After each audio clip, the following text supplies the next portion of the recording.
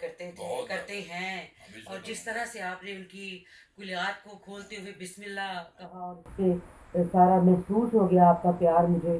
تو بس میں جالب صاحب سے یہ چاہتی ہوں کہ جالب صاحب کی یادیں آپ ہمیں بتائیں کہ کس طرح سے آپ کا ٹائم ان کے ساتھ گزرتا تھا.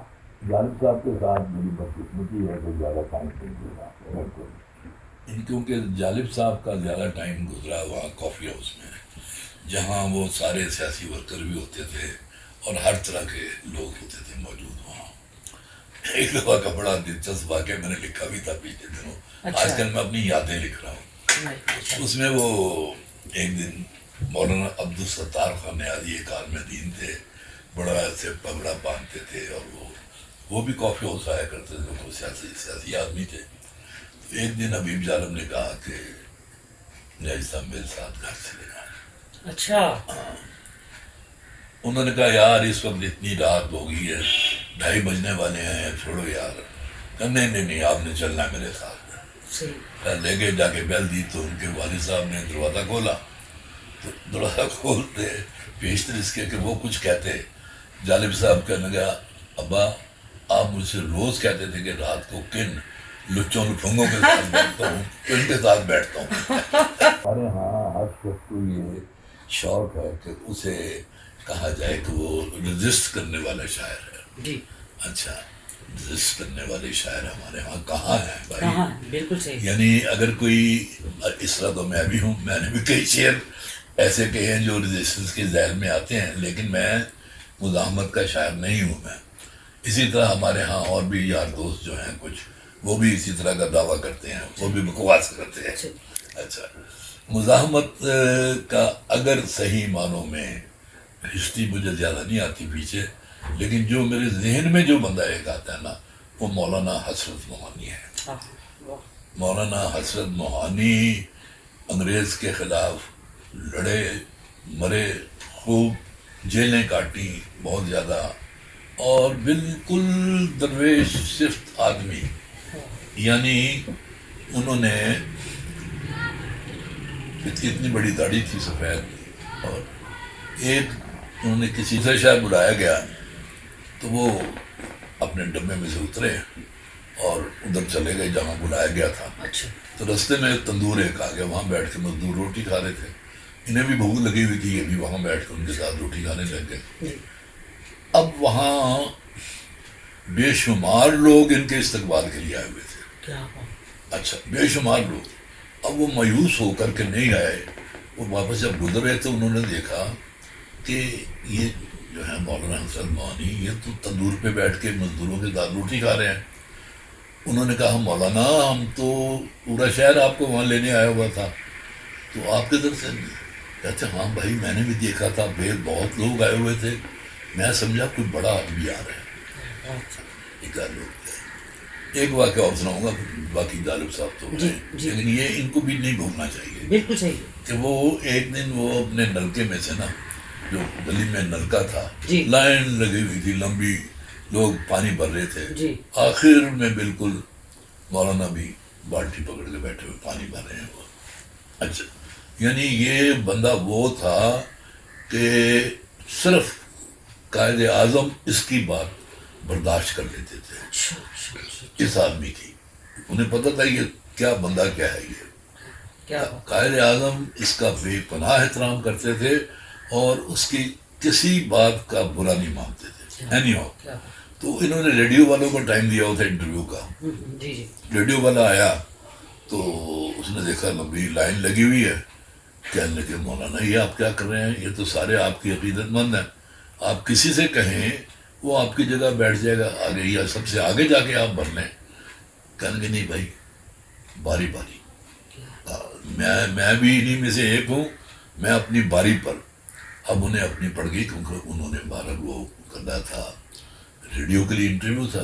ریڈیو والوں نے پھر اپنا بندہ ان کی جگہ پہ بٹھایا اور ان کو ساتھ لے کے گئے. خیر بات ہو رہی تھی حبیب جالب کی اور اپنی اس بدقسمتی کی کہ میں نے زیادہ وقت ان کے ساتھ نہیں گزار سکا، لیکن اس کا یہ مطلب نہیں کہ مجھے تو بے پناہ ملال رہتا کہ اگر میں کبھی ان سے ملا نہ ہوتا. میری 4-5 ملاقاتیں ان سے ٹی ہاؤس میں بھی ہوئی ہیں. اچھا ایک طرف کبھی وہ ادیب ہوتے تھے مکمل شاعر، اور کبھی وہ مکمل ایک مزاحمت کار ہوتے تھے. تو جب ٹی ہاؤس میں بیٹھتے تھے، اب میں آپ سے کیا کہوں، وہاں جتنے لوگ تھے وہ شاعری کو یہ سمجھتے تھے کہ بھائی شاعری اپنے لیے ہوتی ہے، کسی کے لیے نہیں. وہ سب ان کو چھیڑتے تھے، جالب صاحب کو، ہاں وکی یار تو یہ وہ یہ وغیرہ وغیرہ، اور یہ ہنستے تھے، پھر آگے سے لڑتے تھے ان سے، اچھی خاصی کرتے تھے ان کے ساتھ یہ. کیونکہ آپ کو پتا ہے جملے بازی میں بھی ان کا کوئی جواب نہیں تھا، ایسا ایسا جملہ کستے تھے اگلے پہ کہ وہ رونے والا ہو جاتا تھا وہ بندہ. جو میں بات آپ کو سنانے لگا تھا وہ میں ساری عمر نہیں بھول سکتا، وہ بیچ میں رہ گئی تھی وہ بات کہ پتہ نہیں کون سے شہر میں مشاعرہ تھا، میری یادداشت بہت کمزور ہو چکی ہے. تو حبیب جالب صاحب بھی تھے ہمارے ساتھ. تو گاڑی اس زمانے میں شاعروں کی اتنی ناز برداری نہیں ہوتی تھی جتنی آج کل ہوتی ہے. تو اس زمانے میں ہمیں کوئی ایک ویگن چھوڑنے آئی تھی، پتہ نہیں کیا، تو رستے یا کار ہوگی مجھے نہیں پتا، رستے میں ایک ٹابا آیا. تو ہم نے کہا کہ یہاں چائے پئیں بیٹھ کے. چنانچہ اپنا ہم وہاں چائے پینے بیٹھ گئے. اب ذرا منظر ذہن میں نہ ہے کہ رات کے سمجھیں 2:30 یا 3 بجے ہیں اور ایک سناٹا ہے اور کچھ کہیں روشنی ہے کہیں اندھیرا ہے. تو میں نے فرمایا کہ میں نے کہا جالب بھائی وہاں تو مشاعرے میں سنا لیکن یہاں بھی سنا ہے. کیا بات کیا بات. ٹھیک ہے بات کرتا ہوں نا، تو وہ کلام نہیں سنا رہے تھے میرا، ساتھ ان کی آنکھوں سے چھم چھم چھم چھم آنسو بہنے شروع ہو گئے. اپنا سفر ہے فاصلے بھی ساتھ چلتے ہیں، اور جن کی روشنی کچے گھروں کو جگمگائے گی، نہ وہ سورج نکلتا ہے نہ دن اپنے طور سے. یہ وہ 4-5 شعر سنائے ہیں اور ہمیں بھی ساتھ بلا دیا. تو اگر پھر مجھے بھی ایک اور بات یاد ہے کہ میں نے ایک دفعہ اپنا کالم میں نے لکھا، تو اس میں نے ٹی ہاؤس میں بیٹھے ہوئے شاعر و ادیبوں کی تصویر میں نے چھاپی. تو مجھے خط آیا جالب بھائی کا، ہاں کہ آج میں نے دیکھا ہے وہ سارے بیٹھے ہوئے تھے وہی لوگ، کیا حال ہے ان کا، اور حال احوال پوچھا بڑی محبت کا. اور میں یہاں اندر جیل میں ہوں، میں پتہ نہیں مجھے اس کا مضمون یاد نہیں رہا بہرحال. تو بڑی محبت کا تھا، یعنی حالانکہ وہ لوگ تنگ کیا کرتے تھے جالب صاحب کو، یہ میں ہمیشہ یاد رکھوں گا، ہمیشہ تنگ کرتے تھے. لیکن جالب صاحب نے ان کا ساتھ کبھی نہیں چھوڑا. کیونکہ شاعر تھی نا بندہ دیکھو مزاحمت کاری اپنی جگہ پہ، لیکن شاعر سے شاعر ہی ہوتا ہے نا. اور انہوں نے غزل کبھی، بلکہ میری جو ایک سفرنامے کی کتاب ہے نا میری شوق آوارگی، وہ مصرع میں نے انہی سے لیا ہوا ہے. وہ ہے کہ مانند اڑاتا رہا شوق آوارگی، یہ ان کا مصرع ہے. یہ میری کتاب کا نام بھی ہے شوق آوارگی.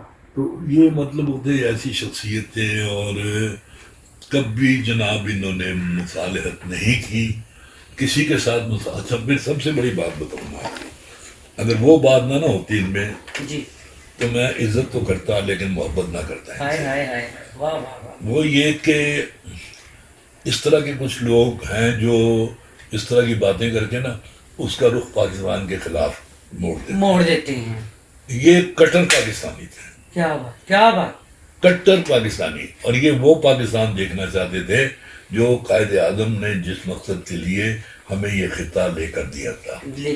چنانچہ پھر ان کو غصہ آتا تھا جب یہ وہ پاکستان نہیں دیکھتے تھے، تو پھر یہ آؤ دیکھتے تھے نہ تاؤ، اور پھر وہ جو سامنے آ گیا ہے نہیں. کیا خود تو نہیں تھا موقع پہ، شاید میں وہاں پتہ نہیں میں کچھ کرتا یا نہ کرتا، جب پولیس والوں نے ان کو جکڑا ہوا ہے اور ان کو شرم نہیں آئی پولیس والوں کو. یہ نہیں پتہ چلا کہ یہ کس آدمی کو جو تمہارے لیے لڑتا تم ہی اس کو مارے ہو، تم اس کو. کیا بات. تو یہ ہماری ہسٹری کا ایک بہت روشن پہلو بھی ہے اور دردناک پہلو بھی ہے.